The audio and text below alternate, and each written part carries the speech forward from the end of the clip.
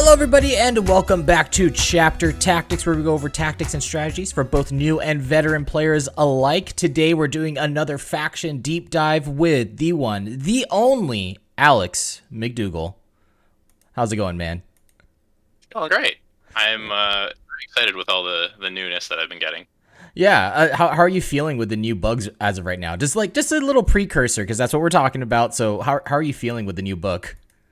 Let's give us a nice little spoiler. I'm definitely starting to get pretty comfortable with how it plays. Obviously, the overall power level is pretty nuts. Yeah. But I've definitely been having a lot of fun with just getting to throw all of my models onto the table, rather than just being like, I'll leave 90% of these on the shelf. Yeah. It feels really good to be like, I want to play with that unit that I haven't played with for a while. Sure, and it'll work just fine for me. Yeah, no, the book is just so nice. It's a really good book. We're not gonna do a deep dive into the Codex.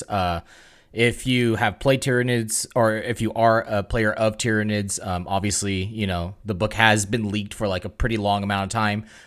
So there's a lot of already content out there to talk about the Codex. We're not going to do that. We're just going to talk about how Tyranids are going to do in the meta as of right now. I also love your cat, by the way, Alex. It's so adorable. It's just staring at the camera. It's so cute. Yeah, there's no way that we're going to be able to do this without her coming along. If she leaves, the other one will join us. My theory right now is that cat is actually you. It's just like speaking through you. I think that's what's going on here. That's, what are they, Harry Potter, where they just like, turn into animals so they have their familiar? Yeah, right. But yours is just, yeah. That's what. Anyways, before we get started, though, this show is brought to you by FrontlineGaming.org, where you can get amazing game mats for not just your 40K games, but almost any tabletop game out there. Purchase miniatures at a discount and join some of the largest 40K events in the industry. Full color terrain is back in stock now, so every single Monday they put out a small set, so you can go over there, purchase that, do all that good stuff. LSO is coming up, BAO is coming up, Cruise Hammer is coming up. So many cool events. Go check them out and join them. Go buy your tickets and get ready for some really crazy events out there. LVO is even coming up somewhat soon. It feels like it just came by, but it's coming back, and I believe tickets for pre-ordering tickets for LVO starts, I think, next month. So get ready for that. And so without further ado, let's get straight into this episode. Alex, how about you do a little introduction of yourself? I know that we've had you on the show before, but let's do another introduction for those that don't know who you are. Yeah, for sure. Excuse me. I've been playing Warhammer in general for about 22-ish years now. So ever since I was a kid, I've always really enjoyed it. It's always been that like kind of primary hobby, I would say. Most have been playing Tyranids for that entire time. I've gone back and forth between most variants of Eldar, every once in a while playing League Marines or Imperial Guard, just to have some fun. But I've always kind of kept coming back to Tyranids. It's just what I enjoy the most. Okay, all right. So you've just been playing for a very long time. Speaking of Marines, we'll talk about that just a little bit later on with their new data slate update with Armor of Contempt and how that deals with, or how Tyranids deal with that, all that stuff. But yeah, you've been playing Tyranids for a super long time. How does it feel going from when you first started to now, like with this new Codex? Man, it's crazy. We've never had a Codex like this before. This is the strongest Codex of Tyranids like ever. There's never been something this strong. They've ranged from like pretty good to pretty bad, mostly on the bad side. Yeah, and it's really weird to just be like, oh, everything's strong. Like this is crazy. yeah, it's nuts. I think that before there was like a Flyrant like flying circus spam that was like a really big deal back in the day, but then like since then it's been like kind of okay-ish. You know, you had our Leviathan and Crusher Stampede update recently. That one brought us back in pretty hardcore. I remember when you were first on here, you weren't on the Crusher hype train. How do you feel about it now? But without the new codex, but like, okay. Yeah. No, I mean, I definitely had my eyes opened when I had to play it for round of 8 at LVO of like, oh, this just plays the game a lot harder than I thought it did. Mm-hmm. I still thought it was going to have like primary game issues, but I was like, oh, you can just be Leviathan and make all your monsters objective secured and just go Yeah, steal them with like it's pretty 12 wound nuts. models. Yeah. Everything hits so hard. I would definitely say that it's still really strong, and I mean we'll talk about how it interacts with the new codex in a bit here. Oh yeah. That's gonna be a pretty big topic. Now when it comes to this new Tyranids Codex, how are you feeling about it? Like, let's just rip the Band-Aid off right now. How do you feel about the Codex? Do you like it? Like, where do you rank it as of right now? Like, how do you feel this Codex works like competitively? It's really cool. It's got all the stuff I want. I feel like I can throw like any model on. I feel like I can make kind of not any build, but like most of the builds that I would want to. You can go like really heavy down the Psyker way. Mm-hmm. You can go heavy into shooting. Obviously, you can do a ton of combat. You can be the fast army. I feel like I've just got the ability to throw like anything on. The internal balance is really good. Is it good for the game? Like the meta? Yeah. Probably not. It's probably going to be just as pushed as any of the other ones before. Mm. I think it might live in that weird space where, like, it took. I mean, we might already be onto the game here, but it'll live in that weird space where it'll kind of feel a little better than like Tower Harlequins, where you don't get to interact with those armies. They just go, I'm way over here, and they just like shoot you off the board. It'll kind of feel like Drukhari, where it was like you were always going to lose because they just have too efficiently pointed stuff, but at least you were like, oh look, I killed all the raiders and I killed a bunch of the stuff inside. Like it still felt like you were playing the game, even though you were never going to win. And I think Tyranids might feel like that for some people. Yeah, it like, doesn't. I killed all the warriors, I killed all the gaunts, but still lost 90 to 50. Yeah. It's I guess you could say that it's not as oppressive. It's so hard to say, but like I guess you can say that it's not as feel badsy. Like you were saying, it's very interactive still. There's some stuff that you can do around them, all that stuff, but because their points are just so efficient and like the amount of stuff that they can do with the points cost that they're at right now is pretty strong. Okay, so that's what you think about the Codex. Let's go ahead and jump right in with the Leviathan supplement and Crusher Stampede, because this is still a pretty big topic. It has yet to be addressed as of right now. As at the time of this recording, for this episode, Leviathan supplement and Crusher Stampede are still legal as of right now. How is that playing into your head? I've kind of just decided that that's not a universe I even want to live in. Yeah, I'm pretty much in the same boat. Yeah, I've played 25-ish games. I have played none of them with Crusher and none of them with the Leviathan supplement. I've just kind of been ignoring that they even exist. I've had incredibly high win rates without them, and I can't even imagine a world where you get like both. Like, it just seems really not okay. When you've got stuff like Trampling Charge and Breaking Through, you could just trigger them twice. So like, oh, here's 12 mortal wounds before the combat phase. Before you even hit them. Yeah. That character's dead, and that character's dead. Cool, now I'll fight. It's ridiculous. And then what? Like Reaper of Albatrax as well? Like you're just dishing out so many mortal wounds. If you guys don't know what Reaper of or actually, do you want to go over what Trampling Charge is for the people that don't know? Yeah, sure. I mean, in reality, this is one of the reasons that I think that Crusher won't survive. Or, I mean, I'm hoping that it won't survive.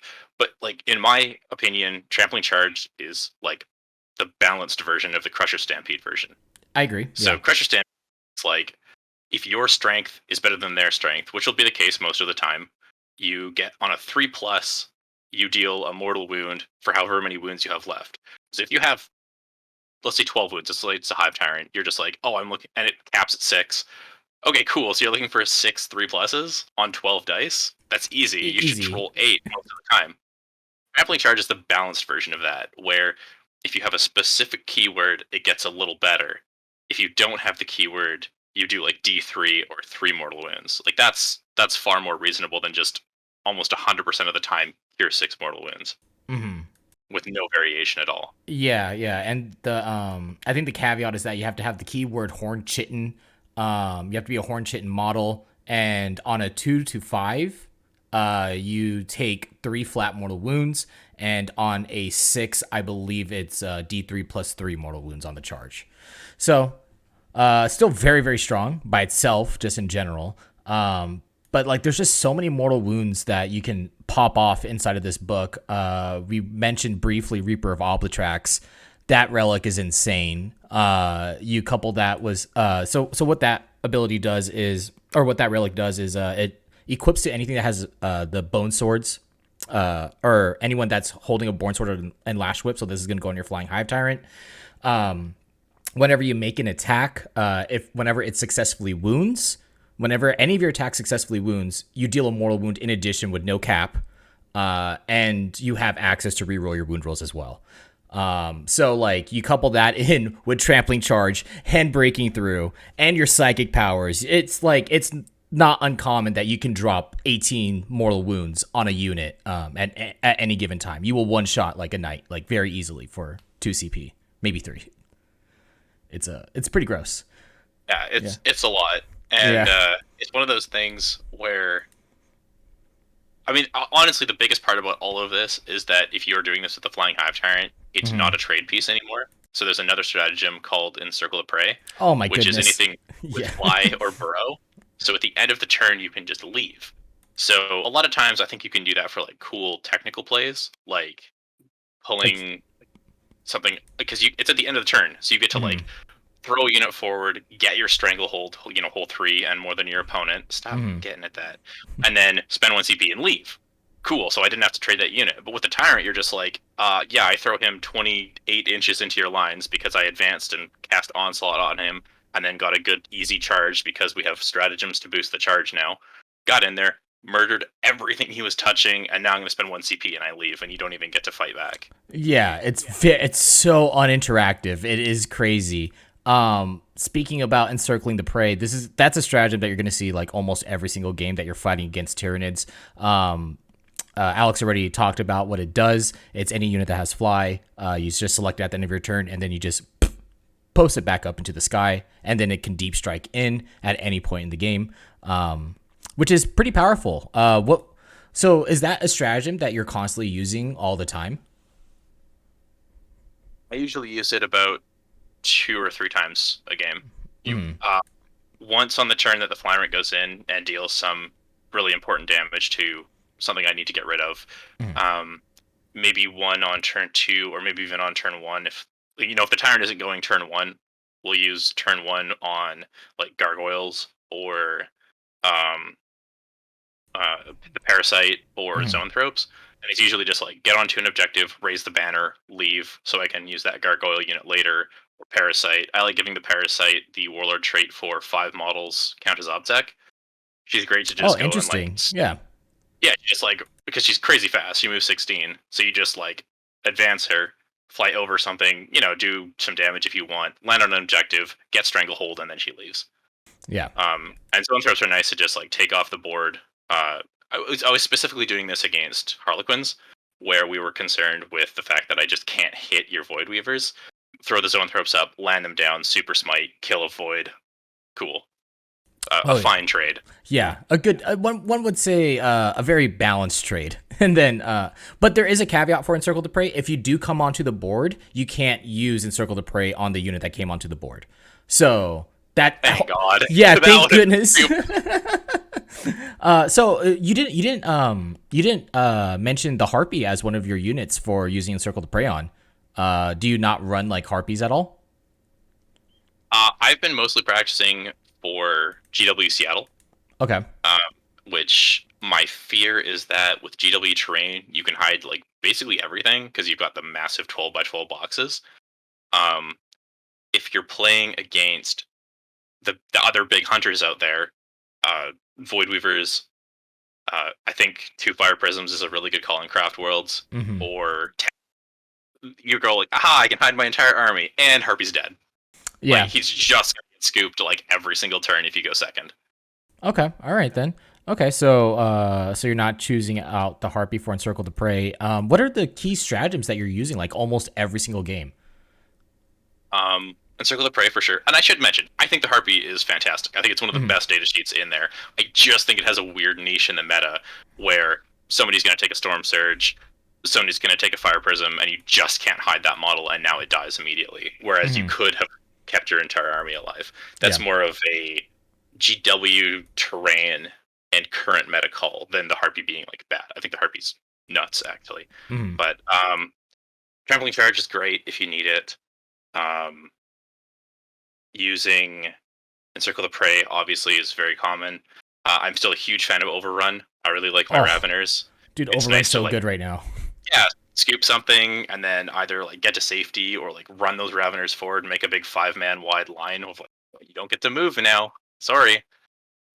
Or even using Overrun on a Hive Tyrant. I think some people will get blinded. They're just like, oh, Encircle the Prey like every turn, pull the Hive Tyrant off the board. But he moves 17.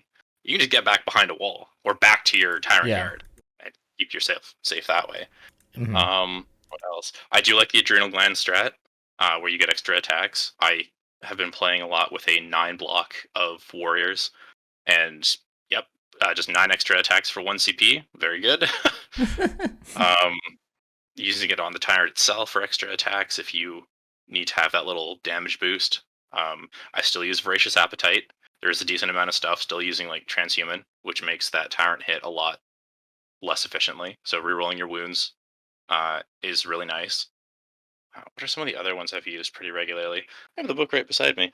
Yeah. Yeah, Yeah, no. there's. I mean, Dude, there's so many. I feel like oh, they kept a lot of really good stratagems, like Voracious Appetite. oh yeah, I didn't I am expect that one to survive. Yeah, the fact that that's still around is nuts. Just being able to reroll your wound rolls is so strong on a monster, especially on a flying hive tyrant. And all the other ones that you were talking about, Encircle the Prey is very good. I also really like the one where it's an extra D3 attacks on a monster or just +1 attacks. Yeah, there's so many good stratagems inside this book, and even like your hive fleets have good stratagems as well, which is like nuts. Like every single hive fleet feels so strong and good. Another one that is really great is Shardler, Oh where yeah, you I forgot about that one. Yeah. shoot something with a Synapse creature and you Mhm. get 3d6. I routinely go into +1 to charge as my hypermorphology, and Mhm. then yeah, you get that thing you're allowed to take one of in GSC, Yeah. a trap sprung, so you get an 8-inch charge with Yeah. 3d6. Yeah. Drop the lowest. Yeah, you can just have that on your entire army. Cool. Um, One of the ones that's really funny, and it might come in niche later, is Corrosive Viscera. It's 2 CP, anything with acid blood. We're talking particularly Pyrovores, but every time you take a wound on a 4+, you give a mortal wound back. I mean, you've That's got actually pretty 15 good. wounds. You Yeah. got 15 wounds in a unit of Pyrovores. It's just 2 CP. Sure, you come after this unit, you die for it. Yeah, yeah. Like they still have really strong stratagems. Would you be in the category of saying that Tyranids, as of right now, have some of the best stratagems inside the game as of right now? Yeah, they've got everything. They've got Mm. damage dealing, they've got utility, they've got mobility, they've got like insurance factor where you're like, gotta make Mhm. that charge. Okay, here comes Shardler. Oh, I'm gonna need an extra spell. Cool, he gets to cast an extra time, or he gets to know all the spells now. Rapid regeneration for the health, being one Oh, so CP is good. really nice now. Yeah, they just have like a little bit of everything. Yeah, I love it. It's It's so good. There's so much. So that basically means that you're spending CP left and right, like almost every game, huh? Yeah. How much CP are you spending like per game? Are you like dropping down to zero very quickly? Like how is your CP management going for your games? Oh, you're muted. You're muted. having played Tyranids for this long. Mhm. I'm definitely very good at CP management because it was even worse before. Yeah, yeah. It was like uh, opportunistic advance from Kraken, uh, shoot twice, overrun, something out Oh of yeah. GSC. You drop like 3 CP for perfect ambush back in Mhm. the day. You could just drop like 13 command points all at once. So I've definitely become pretty good at reserving that. Usually my first turn is very light and like I get into position, and then turn 2 is the go turn, and then we start to like really try and like be very frugal with it from that point onwards. I'm typically starting my games with 8 or 10. It's usually 2 warlord traits, 2 relics, and then we decide whether we want a second patrol or not for the sake of a hive tyrant. Um, I think 2 hive tyrants is pretty standard, but I think 1 Mm. is just fine. So Mm. it depends on how the armies shake out in the end. Yeah, and I feel like that with Tyranids, you're still spending or you're still using a lot of stratagems. It's just that like some of them are just a lot cheaper now. And then Overrun has been changed to where it's no longer you have to if you no longer have to check if you're within range of other units. It's just as long as you're not within engagement range, you can overrun. That's so nuts that they changed it to that. It's so good now. Because whatever you're going to attack with like your Flyrant, he's probably going to kill it. And then you just spend the CP and overrun back, which is really nice that they addressed that in the data, or they addressed bodyguard rules in the data sheet or in the data slate, just because it used to be where, because since this book was leaked for so long, a lot of people were doing Tyrant Guards that could bodyguard a flying hive tyrant, have the flying hive tyrant move out, kill something, and then overrun back, and you couldn't interact with that unit on another level, not just Encircle the Prey. So it's good that they did change that. Were you running Tyrant Guard at all in any of your lists? Oh yeah, I've had Tyrant Guard in every one of my lists. Mm-hmm. I think there's kind of like a core of things that you can take in your Tyranid book. And it sounds weird to say core, because usually when I think of core, I think of like maybe 500 points, and you're like, yeah, this is the 500 points that's in everything. But I think the core of a Tyranid army is like 1,000 points. It's like this. Oh, yeah. You can just start every Tyranid list with this 1,000 points, and then Yeah, find yeah. out whatever you want for the last 1,000 points. It's like Tyrant, Tyrant Guard, Venomthropes, Zoanthropes, Neurothrope, Maliceptor. That's probably already around 1,000 points, but that's like the core. You've got a big, strong psychic block. You've got a super mobile Tyrant. You've got stuff to make your army more durable with the Venomthropes, and then you've got like the Zoanthropes, like running and gunning because they're just slacking actually more fast. wounds. Yeah. And then what's crazy is that a Neurothrope is a Horn Chitin model. So like he can use the trampling charge. Yeah. Okay. No, there's no way. Yeah. No, he used Maliceptor, right? No, Neurothrope. What? How did I miss that? I literally don't believe yeah. it. I'm playing a joke on you. No, I'm kidding. See if it is. I'm pretty sure it's a Horn Chitin model. What the hell? Yeah, so you have like this stupid little brain bug character walking around. He could charge something and just deal flat 3 mortal wounds with a 3-up invuln. Like, what? It's just so funny. Yeah. Oh my goodness. I thought it was like Monster Locked or something. That's so funny. Yeah, that's very surprising. Like out of nowhere, you're like, yeah, here's 6 mortal wounds. Get the heck out of here. Yeah. Yeah, I guess if you read Trampling Charge, maybe it only says monster. Maybe that's the only caveat, is that it has to be a monster Horn Chitin. We're gonna work this out right now. Yeah. We're doing it live on air. We want to see what's going on here. Yeah, that's so funny. Trampling Charge. Okay, use a stratagem in your charge phase when a Hive Tendril monster model from your army. Okay, so it has to be a monster. All right. And the real question is, I'm pretty sure Horn Chitin, that's all it does. Yeah. Is boost. Yeah, so I don't like, know what else then what does it do then? That's funny. Unless we counted it as a monster? Nah, it's infantry. Yeah, it's infantry. Okay. All right. Okay. All right. Well, we'll see. There will be a new army of renown. That's what it is. That's what's happening. Yeah. So so ignoring that, I totally forgot where we were at here. But ignoring that, you just went over all the units that you think is like the base of what is a good Tyranids army.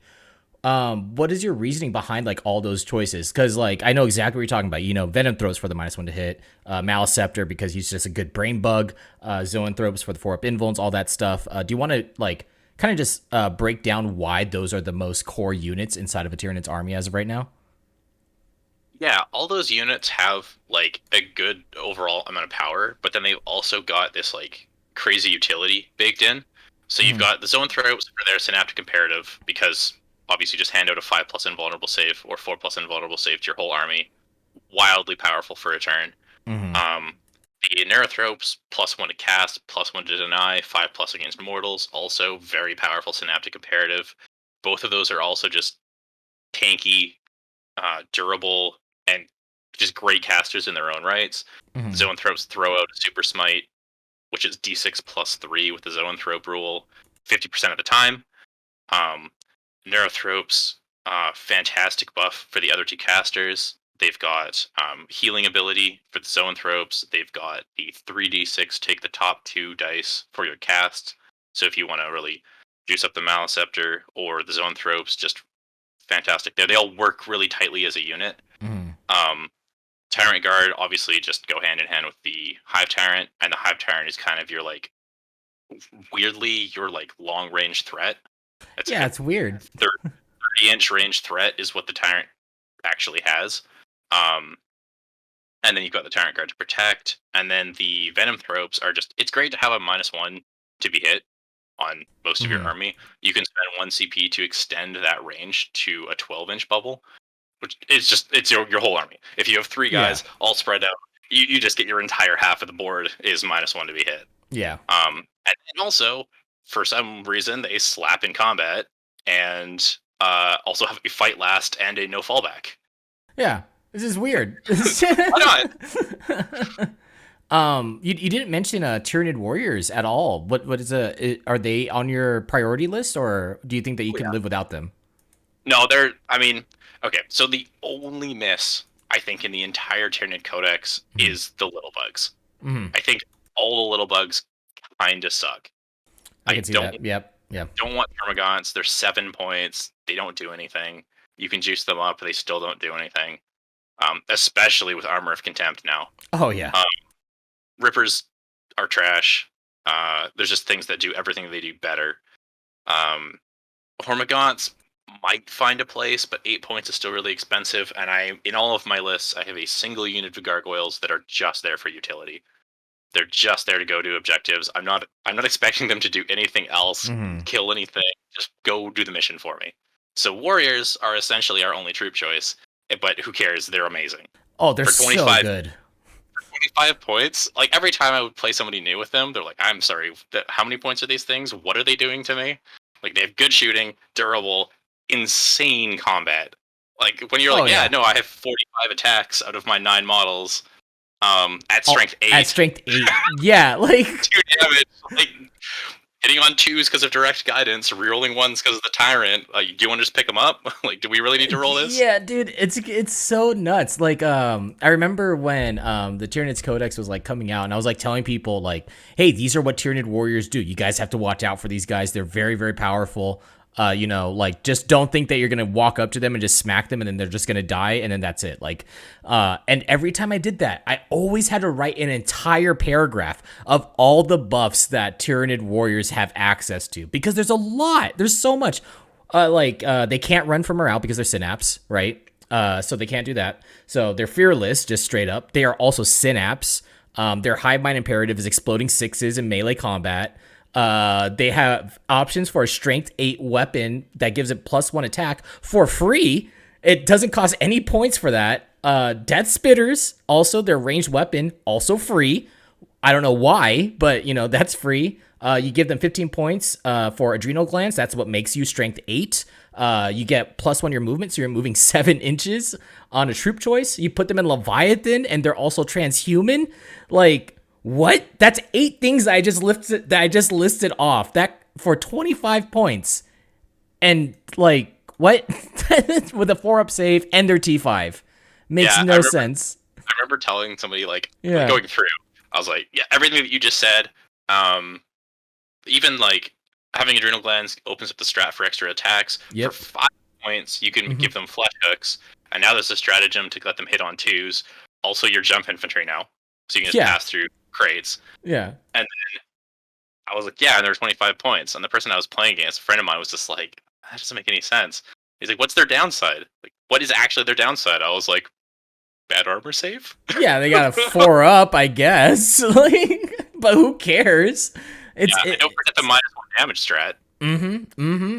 All those good stuff. Tyranid Warriors are just absolutely crazy. blows my mind how good they are. Which is great because they're also synapse, which brings us to another point that I wanted to get to here is do you find your synaptic link ranges to be limiting you at all? Like I feel like that was kind of how they wanted it to be. Like you had to be more smart with your movement. But every game that I have played with Tyranids, I did not care. Like I had synapse everywhere, and it did not matter to me. Is that No, I've had zero issue getting any buff or any spell anywhere. It's like, Nerathropes at the back of the board. He hits the Zoanthropes, which hits the Warriors, which hits the other Warriors, which hits the Maliceptor. Cool, I just casted from like 48 inches away. Yeah. Like the easiest thing in the world. And all you have to do is think about it a little bit, because the synaptic link range through a unit is not a bubble. It's a like hot dog, right? Yeah. So like, yeah, I got it to the back of this warrior, but the front of the warrior unit's like 10 inches in front of him, and then it exits out of that guy. And you just cast anywhere. Even like the buffs. Somebody's was looking at it, they're like, how are you getting like the reroll ones to hit from the Hive Tyrant to these warriors? I'm like, here to here.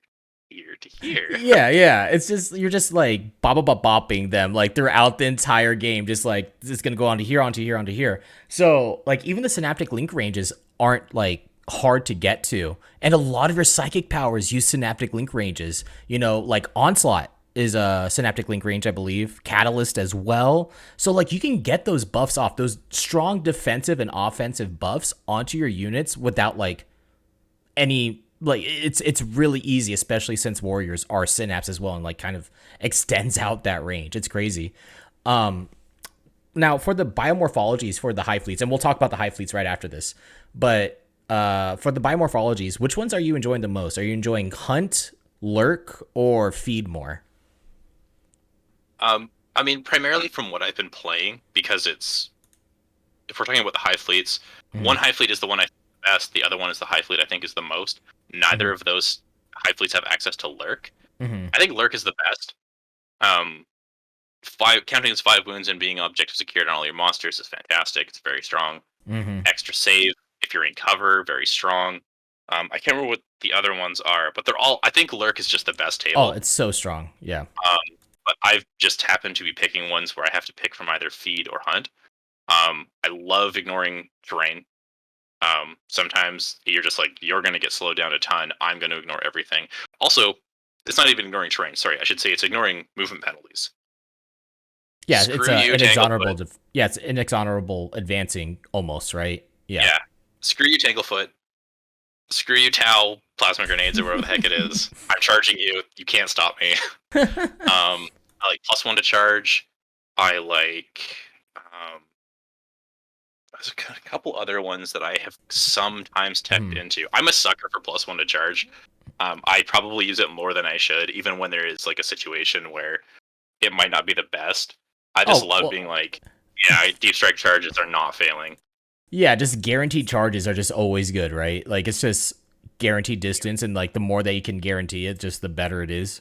I also really like lurk just because there's this one upgrade in lurk that is just crazy to me that it exists, because you used to have to pay for it and it would only go on one unit, and it's all of your monsters act as double their wounds for purposes of determining their damage chart characteristic, which is like crazy to me because so many of your models have increased in wounds. Like a flying hive tyrant, you have to bring him down to 3 wounds in order to put him at second bracket.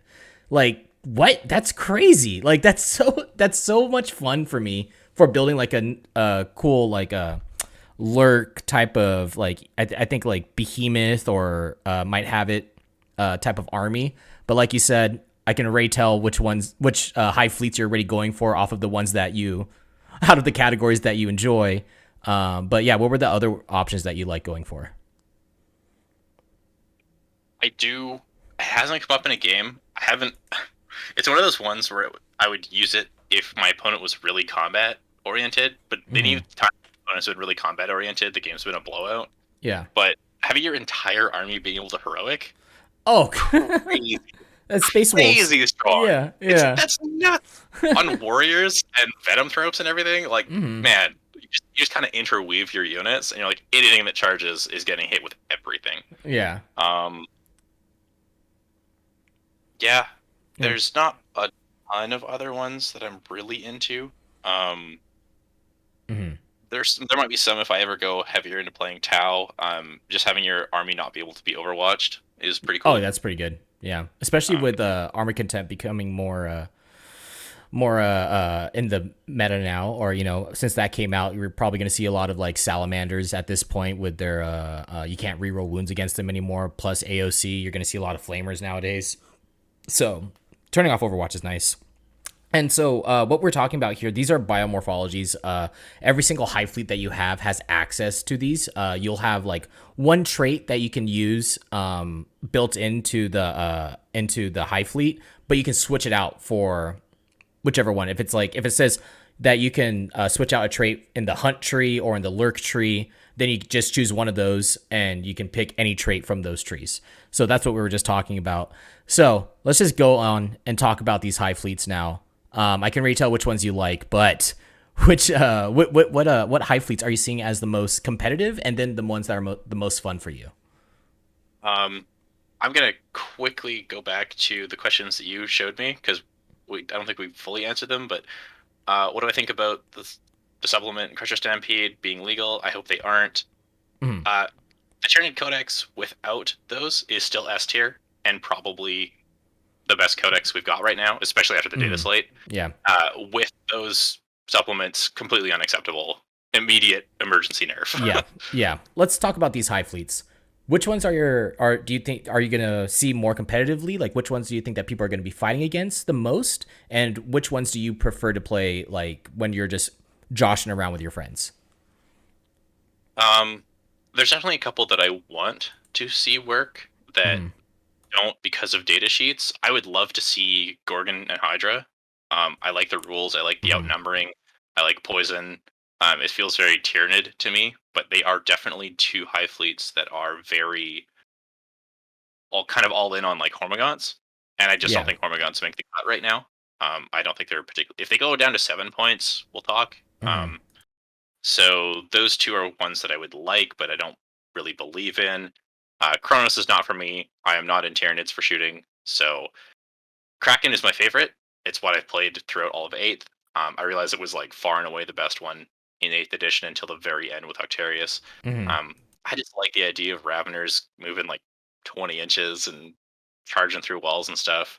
But as far as pure competitive play, I do think it's Leviathan. And it's not just the durability. Obviously, I've gone heavy down the warrior path, so the synaptic link, or sorry, the uh, transhuman on them obviously is fantastic. But you just have a lot of utility of like having Hive Nexus, the spell that Yeah. allows you to throw out a synaptic imperative. So you're able to just hand out a 5+ invulnerable save to a big unit if you want. You're allowed to hand out an action from the Maliceptor, which opens up things like Biovores. So now the Biovores can shoot an action every turn if you wanted to.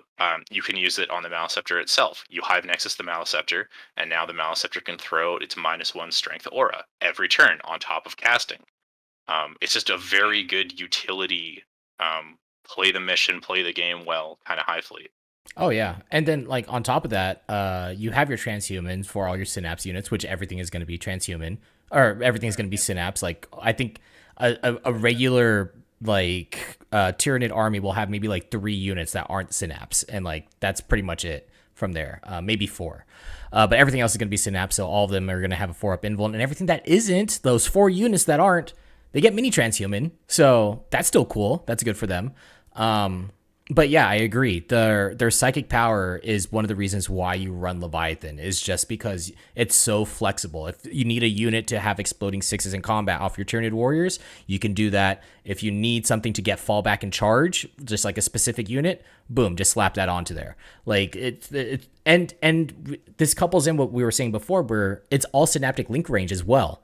So you can just go anywhere that you want and just select it. And with a Neurothrope that gets like +2 to cast with a Resonance Barb, it's going to go off every single time. Like it's like, it's just going to happen. You might as well not even roll for it at that point for like a lot of your psychic powers. It's crazy.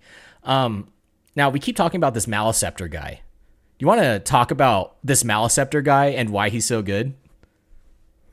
Yeah, Maliceptor is probably like the first thing on the list of stuff that needs to take a hit. Mm-hmm. Um, He's 170 points, which is not So particularly expensive. yeah, It's but it's cheap for what he does, you know. Like yeah.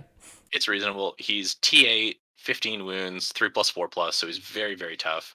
His combat is not horrible now.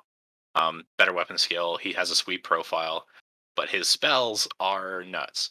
So the specific rule that he has is if you cast a 7 or better on any of your spells, and they don't get denied. It's Mhm. not just successful. It's a full successful manifestation. The spell has to have gone off.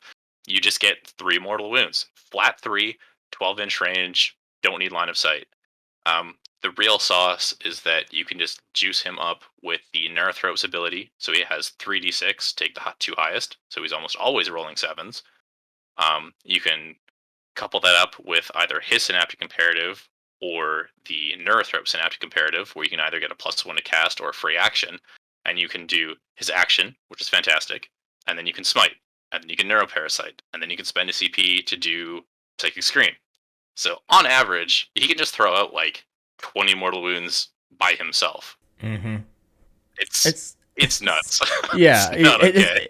it's crazy. And like the thing is that I think that the hardest kick into teeth there is that it's a 12-inch aura, and a lot of people will say, oh, you know, it's just 12-inch aura, you could just play around that. Well, he moves 8 inches, so you know it's not really a 12-inch aura, it's more like at minimum a 15-inch aura, right? Like that you have to play around. That's the threat range. Plus, he can advance and all that stuff. So he does have a pretty strong threat range on that point. And the 12-inch flat 3 mortal wounds, that ignoring line of sight is actually huge. That means that like if you are doing something like player optimized terrain and you just stick like a terrain piece that's like windowless or something that's like, you know, whatever, and you just stick them in there, you know, anything that contests the midboard is like they can't contest it. I don't know what can survive like 20 mortal wounds from one unit alone that can contest midboard against the Maleceptor. Yeah. Do you know what would your plan be if you were to fight against Tyranids and you saw a Maleceptor? What's your plan? Am I playing Tyranids as well? Yeah, you can Or am be I playing playing somebody Tyranids too. else? Yeah, you can play Tyranids as well. That's fine. I mean, it's tough. Okay, so one of the tricks you can do is Mhm. you can take a lot of Biovores Mhm. and use the action to generate Spore Mines. I And see what then you're you saying. just Yep. the Spore Mines eat the Psychic Outburst or some of his mortal wounds. If you're lucky, you generate 6 or 7, and then it's like some kind of denial on that. Um, the other one would be is you go for the nuts and you just throw the Hive Tyrant in with everything. Like if Mhm. he's in the behind a building, the Hive Tyrant might be able to get around the building, and you do everything. You trampling charge, you voracious appetite, you adrenal glands. You just do everything you can to just pick him up in one go. Mhm. If you don't, I mean, if you get him down to bottom bracket, he only does one. Like it does degrade. So he only does 2 mortal wounds at middle bracket and 1 mortal wound at bottom bracket. So you can kind of neuter him that way. But yeah, Mhm. it's like you have to be able to be from outside of his threat range to within his threat range immediately getting him. And there's not really an in between. Yeah, it's kind of brutal. So that's what your answer would be as Tyranids. What would you do if you weren't Tyranids, though? Oh man. I think this is the real part. This is the. If you're trying to find angles Mhm. on it or something like that, maybe you can sneak around a corner with like Eldar. Like fire Mhm. prisms can move 16. You Mhm. might be able to swing super wide, use linked or focus fire to ignore invulnerable saves and just dunk on them in one go. Especially since you have stuff like I auto hit, I auto wound. You Yeah. might be able to just get them from around a corner. Um, if you're not playing a top book, I honestly don't know. I don't really know what the answer is. Um, the way Tyranids can play now is you really can just play from your side of the board. You can just say to the last, stranglehold, banners. Oh, it's 5 objectives. One of them is in the middle. Okay, if you want to stop my banners, if you want to stop stranglehold, if you want to kill my, you have to come to me now, which you desperately don't want to do. Yeah, just because of the Maleceptor alone. And then, like, Yeah, that's just the Maleceptor. We haven't, you know, there's also Zoanthropes as well. Zoanthropes always doing D3+3 at minimum for their mortal wounds. Plus, you have your Hive Tyrant, End Reaper of Oblitrax, Shard Gullet, all these like things that you don't want to get into, that you don't want to be in the face of. Is just going to be like right there on you. Pretty nuts. So, we've talked about Armor of Contempt a little bit. It's brought like a pretty big glow up for Space Marines. How are you feeling about that? Because now that makes like Tyranid Warriors Bone Sword Strength 8, AP 1, 2 damage. So, how are you dealing with that? I mean, if we're gonna have this conversation, we almost specifically ignore the fact that Zoanthropes Maliceptor exists. Yeah, we're ignoring those. We're ignoring those. Yeah, we just don't care about that. Yeah. As far as combat is concerned, Warriors still, I think, have the jam to like get through most targets. It gets a little scary if you're into stuff like Thousand Sun Terminators. I know a lot of people are probably going to pivot into like Paladin bricks for Grey Knights, or even like Dark Angel Terminators, where the Warriors will probably still just bounce. But there are definitely other answers. I'm definitely thinking of taking my Raveners, which have been in almost all of my lists. I really, really like the Raveners.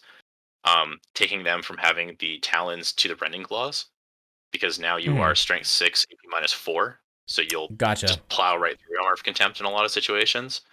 It is still a lot of, like, my list just has so much mortal wound generation between the Biovores and the Reaper and like even other sources, that it's not necessarily just about what the Warriors can do.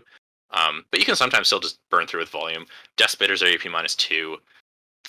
The swords are still AP -2, and flat 2 damage is just like the dream into Marines. And then things like even like it's funny that even an Axicrin finds value again, because his weapon just ignores cover save if you just move like half an inch. So and he's like at AP 4 or like 3 damage, so he just like nukes Marines also. Tyranids continue to be the army that is made to kill Marines. Just lots of fun there. Yeah. And people can also tech pretty heavy down the. I haven't done it, but I think it would work. Marines are still elite. If you want to go down the rabbit hole of heavy venom cannons, they're AP -3 flat. No, yeah, AP3 flat 4 damage. Yeah, that's still plenty. Flat 4 damage. That's still plenty. If you have people are taking like 3 Carnifexes, 2 Harpies, Hive Tyrant with Shard Gullet, you're still throwing 20 plus strength 9 high AP instant death to all Marines weapons downwind. Like it's still going to do really well for you. Yeah, dude, Shard Gullet is insane. A strength 12 weapon, AP 5 damage. What, like hitting on 2s? Okay, cool. Yeah, I played Custodes and it was really funny, just one-shotting bikes. Yeah, it's so nuts. You get 3 shots of it, but when they land, it's a good 3 shots. So if for people that haven't played against Tyranids or anything like that, especially with the new book, with it now being out, what are some tips that you can give people to fight against new Tyranids, and what units should people be watching out for? Okay, once again, we've already gone enough into Maliceptor, Zoanthropes, the big psychic package. Obviously, those are really scary. You gotta give them space, or try and minimize what they can do. The other ones would be, I think, Warriors, because Warriors are going to be everywhere, and they hit so much harder than they used to, and they're more durable. Raveners are a big one, I think, because they're so fast and they can get a ton of damage from really far away. And they can leave after because they have Burrow, so they can use Encircle the Prey. The Death Leaper is a huge piece that people have to worry about, because if your opponent is smart with Death Leaper, he can really mess with your plans. Death Leaper comes out from behind a wall and charges into something. Okay, that unit can't take any, or they're not allowed to use any stratagems anymore. So if he gets in, you can't overwatch, you can't interrupt, so he kind of comes with like a fight last. You can't fall back if you were to get trapped. That's a big one that I think people might not realize. Like if you actually get wrapped, normally you could use Desperate Breakout, but you can't because Death Leaper is there. Even against other Tyranid players, I have Death Leaper sitting beside my Hive Tyrant all the time. So if their flying Hive Tyrant comes to me, they can't Trampling Charge, they can't Voracious Appetite, and unless they kill Death Leaper, they can't leave. Which means I get to get Yeah, I get to get their Hive Tyrant. Oh, look at that! It's like a it's like a pseudo angel sacrifice. Like it's actually that's a really cool tech. I like that. That's cool. Yeah, Death Leaper is that one where you're just like, I'm gonna do this. You're like, no, you're not. Yeah. Was that your plan? Oh man. Sorry, dude. What else? Hive Tyrants obviously are going to be everywhere. I think those are the main ones. There might be some things that are going to catch people off guard. I don't think anything else is going to. I guess the way to say it is I don't think anything else is going to catch people off guard because it's going to be really obvious. Like, what does the Harpy do? Okay, big guns. Okay, I know what that does. Big Those are guns the pieces bomber. Like, yeah. Those are the other pieces that I think might just catch people off guard of being like, wait, hold on, the Raveners just charged me from like 27 inches away and they have how many attacks apiece? Like 7? What? Yeah. Okay. All right then. Cool. So, overall, where do you rank the new Tyranids? I think that you said earlier that's going to be S plus. What are you thinking? Yeah, no, I think even without the supplements, I think the Tyranids are the best book in the game right now. Okay. Because of those 25 games that I've played, a lot of them have been into unnerfed Harlequins and unnerfed Craft Worlds because the data slate only just came out. And I was still winning most of those games. Those were pretty close, but I was still coming out on top of those books. And I think as combos are found and we figure out more, and obviously now with the data slate nerfing those armies a bit, it's only going to get worse. The gap is going to widen, and if you aren't playing any of the other S tier books, you're screwed. Yeah. Unfortunately. I would tend to agree. What armies do you think does the best into Tyranids besides Tyranids? I mean, probably Craft Worlds. Craft Worlds has some interesting answers. They have good utility. They have good damage output. They have, I think, Fire Prisms are important for ignoring invulnerable saves. You will get situations where you just get to kill a Maleceptor or a Hive Tyrant from across the board if they're not able to hide. They're also one of the armies that is the best at playing to the corners. Like some armies, if your game plan as your army, this is a lot of Marine stuff, Grey Knights, Dark Angels, stuff like that, which I also think those are two of the better armies now because of Armor of Contempt. Yep. Those are two armies that want to jam into the center. Custodes, I'm going to play my game at the center. You can't play that against Tyranids. The book disparity is too much. You will not lose that center game. Eldar can go, okay, screw it. I'm going to play R&D. I'm going to play Engage. I'm going to play like to the edges, and I'm just going to run away. And I'll make my game slowly whittling you down with shooting and staying away and on the edges of the, and I'm not going to come towards you. So that's why I think those would be the best into Tyranids. Yeah. Okay. All right. Okay. So like I think that it's safe to say that we can both agree that Tyranids is probably like is the best book that's out right now. Like the despair, like if you didn't think that there was Codex creep before, this is a Codex canyon at this point. It's like the amount of stuff that you're seeing here is like so crazy comparatively to like Necrons, right? Like it's just like it's like such a huge gap. It's not even funny. If that's the case, what are the nerfs that you can see happening to the Tyranids to bring them more in line? A general point increase on Warriors. Probably Raveners as well. I